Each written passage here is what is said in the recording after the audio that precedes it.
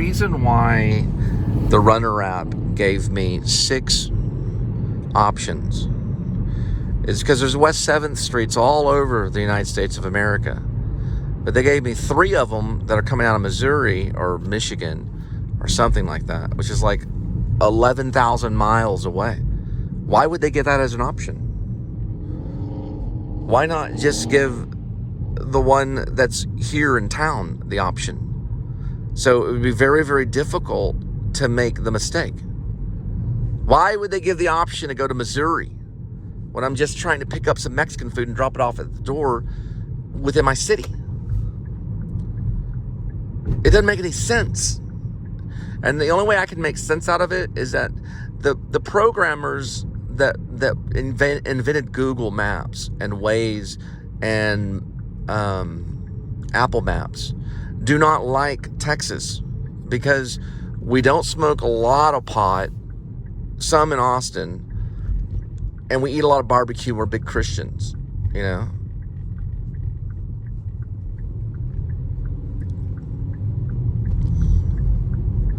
So they don't like us.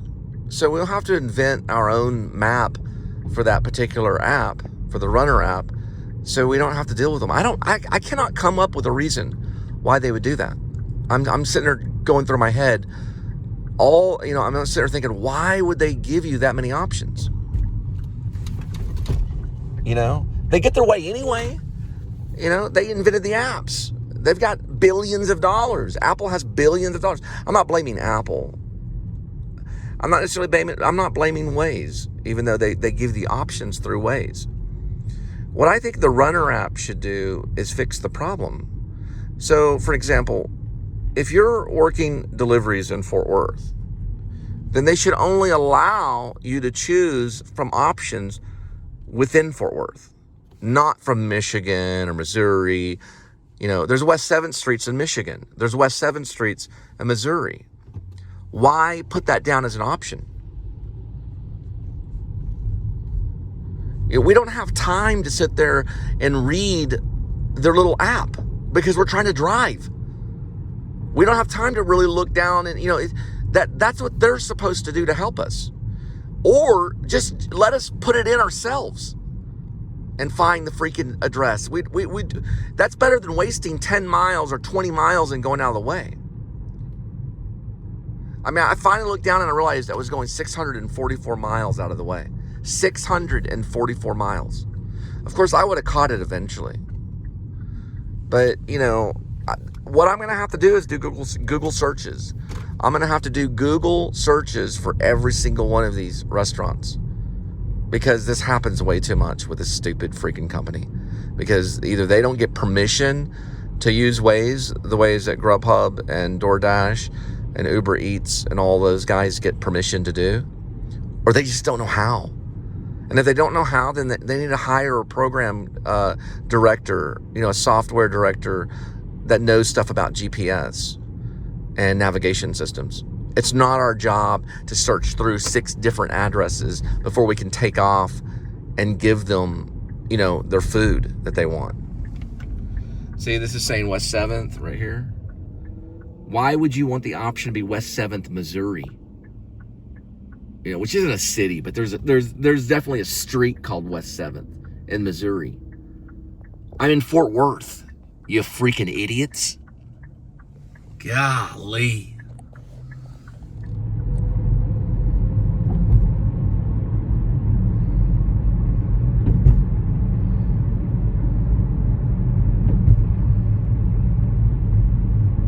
I finally figured it out, but it still makes me mad.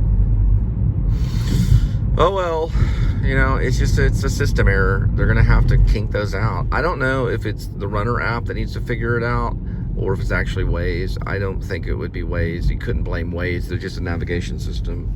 So I don't know. I don't know why they would give you 6 options for the address choice. It's ridiculous. I was almost in Arlington when I figured out the mistake, and this is where I needed to be, which was right down the road. It was my fault, I guess. I should know better. I should just go through Google search and do my own work on it. Next time I probably will. I've made this mistake like 3 or 4 times. It's just because of the options that they choose. It just seems weird that there should only be one option. They should know the address, and then it goes to the navigator, and it says wait, and the navigator pulls up and shows you, you know? They just don't, they can't do that. So you just have to put it in through Google search, find it, and then tap on it through Google search. When it comes up and that says the address, you agree that that's your restaurant, and then you do it yourself. They should at least train people to do that, or at least talk about it, that our navigation system doesn't work correctly. You'll have to figure it out yourself. That should be something that they put into the notes of orientation. So in orientation, they should say, we don't know how to use navigation correctly. You'll have to figure it out yourself. And then we would, you know, because we're going to think that they're right, and they're not. So now I have to, that's a big hit that I have to take.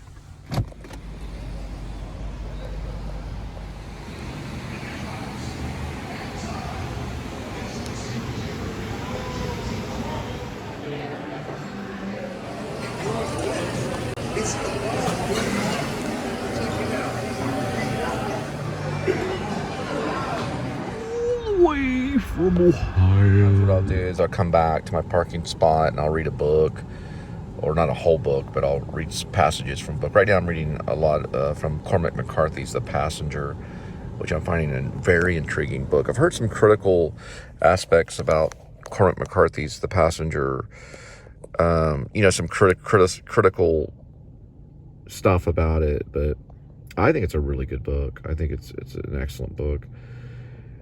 A lot of people say it doesn't work because there's not enough plot, but from what I've read on the sample, it seems like it's full of a lot of plot, but it is character heavy. So it is character heavy. I was trying to figure out what this was, this advertisement, but it's for a realty group called Kimco Realty. And I was wondering how old these photos were. That's basically a vacant office right there. You see this a lot, space available, because there's so much remote work that there's so much space available right now. And they're probably going to turn a lot of these offices into apartments and stuff like that. This is a realty group called Kimco. You can see it right there, Kimco. And that's their ad.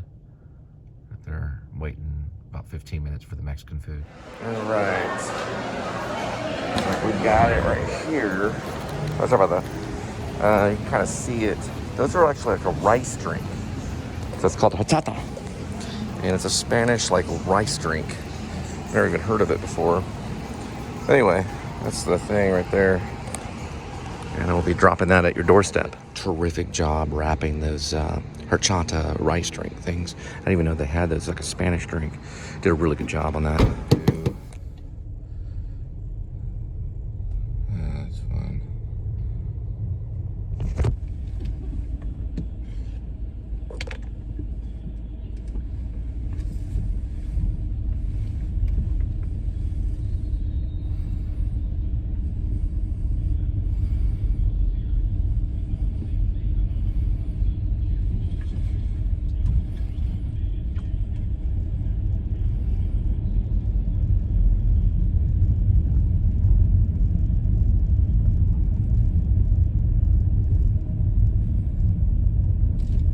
This New Year's Eve to drive around, look at the city, things like that. This looks really cool though, this bridge. I know West 7th Street had some purple lights on it, but I guess maybe I don't know, I guess the bulbs got busted or something, but they have lights on this one that looks really nice. A little handrail. Look at these handrail action right here. That's real nice. It's starting to look a little bit better than Dallas, really. I mean, a lot of people think Fort Worth is better than Dallas. A lot of people will say that it is. But Fort Worth is about roughly maybe 900,000 people. And there are a lot of Californians and stuff like that here too. Not that that makes it better, but they're into the tech industry. Dallas is working on maybe 2 million people, or at least a good 1.5 million, while Houston's well over 2 million. But Fort Worth hasn't met the million mark yet. They're very close. Some say 900,000, some say 750,000. It's hard when the census usually comes out at least every 2 years. That's published, or at least yearly. Oh, that's a cool bridge too. They're working on that bridge too. This is a nice little artsy kind of roundabout, you would call it. It's got this little thing here that looks like a claymore. That's what I think it looks like. If you know what a claymore looks like. But roundabouts are a little sketchy. And then this is the new bridge that they put like lights underneath it, which I think is pretty cool looking. And then here's another bridge. So you can see the other bridge too. They put lights on that one as well. That's probably a recent achievement. Looks really cool. And then this is the other bridge. That's right off Henderson. So that was the Henderson Circle. Pretty cool. It's a pretty cool little roundabout and bridge and things like that. It's nice to come out and see it, you know. I like these little straight lamp things right here. These are kind of cool too. It's kind of funky looking street lamps. And they do have a drive-in movie theater, which is not too far from where I'm at right now. Kind of on the north side area. A lot of cities don't even have a drive-in anymore, so I think it's really cool that they have a drive-in. And they've got various theaters and movie houses and things like that. They're pretty cool. I don't know if they have a skate park. I don't know if Fort Worth. I'm sure they probably do have a skate park, but I'm sure they'll get one eventually. Most of them are like street skaters. That's where when I was younger, I used to be kind of like a street skater, skateboarder kind of thing. We do ramps every once in a while. We got the place. What's his name? Jeff Phillips. Yeah, Jeff Phillips had his own little skate park. This is a new car wash that's coming up. Right there, Super Car Wash. It just opened about a month or so ago. And Linda and I went there and got a car wash. It's pretty cool.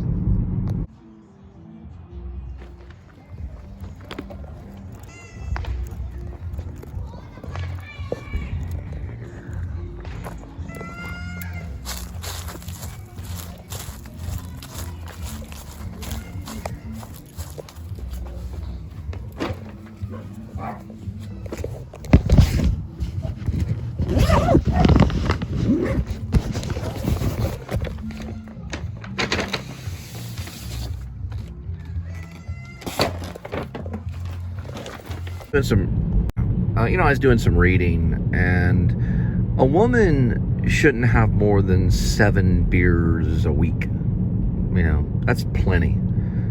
7 beers a week. But if you're a lady and you're drinking like 10 to 15 beers in a night, get help. Even a guy. Now with a guy could have 3 beers a day. 1, 2, 3, that's fine. That's not too bad. I mean, a beer a day is probably like, just perfect, whatever. 3 beers a day, it's not too bad. They probably wouldn't need help then. But if they're kicking back a 6-pack, I don't know. A day, a 6-pack daily, I don't know. I don't really know when they say it's too much, But I would think if anybody's drinking, like, let's say 10 beers a day, and they're consistent about it, then that's fine. I don't think that's good. I think they would need to get help. But then again, you got these people, they're drinking 10 beers a day and going through a pack of cigarettes a day, Let's do the math on that, A pack of cigarettes, it's at least close to $7 to $10. And I'd have to look at the price on 10 beers and what that would be. I know a case is at least $20. And if they're doing a case every day, then that's wildly insane, That's a lot of money, So, they would definitely need to have to get help, immediately get help. But, I don't know, what the regulate, like what's functional, I definitely would think 1 beer a day is functional, and like a couple of cigarettes a day wouldn't be like a bad thing. But nobody can really do that, Supposedly Obama smoked 1 cigarette a day. And that's impressive, He had that 1 cigarette a day. It's not too bad of a thing. It's not much bad of a habit, But, he's also a guy who smoked crack and wrote about it, But he's also a president, too, of the United States of America. But, you gotta watch out, You gotta figure out and do some math on Google. What is an alcoholic, Did some research. 7 drinks a week is okay for a woman. So as long as she has 7, let's say 7 beers a week, then that's okay. For a guy, any more than 14 beers within a week, then they need to seek help. If they're drinking a case in 2 days, big time help. Immediately check yourself in Alcoholics Anonymous if you're doing that very quickly, because that will kill you.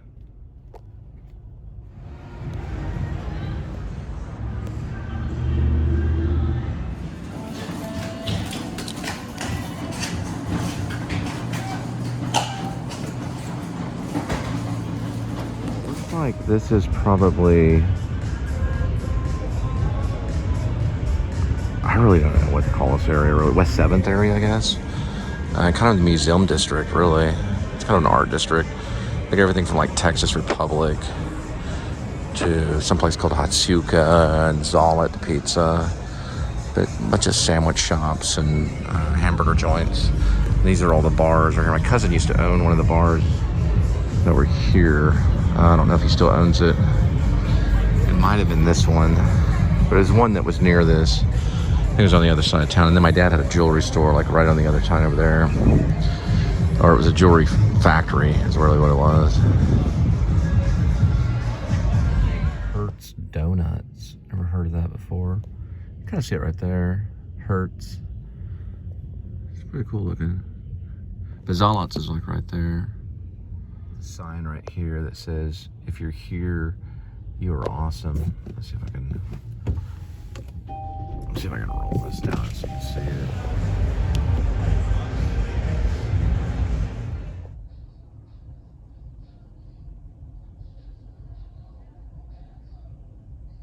Well, we got the pizza. Looks like it's real busy right now in the West 7th Street area.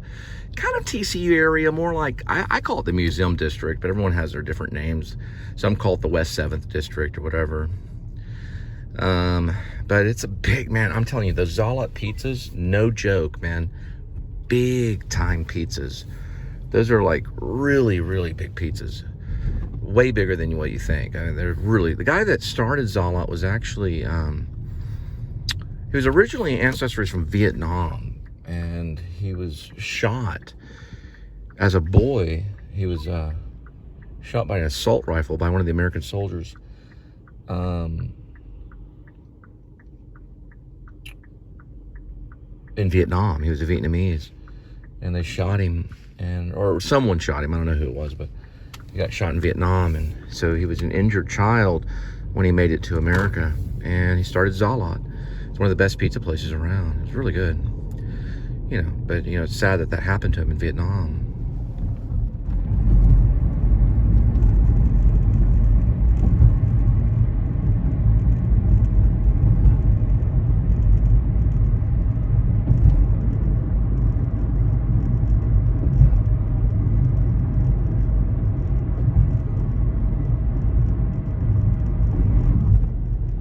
Apartments. This is like Fort Worth area. These are really nice apartments. This is the area it's at.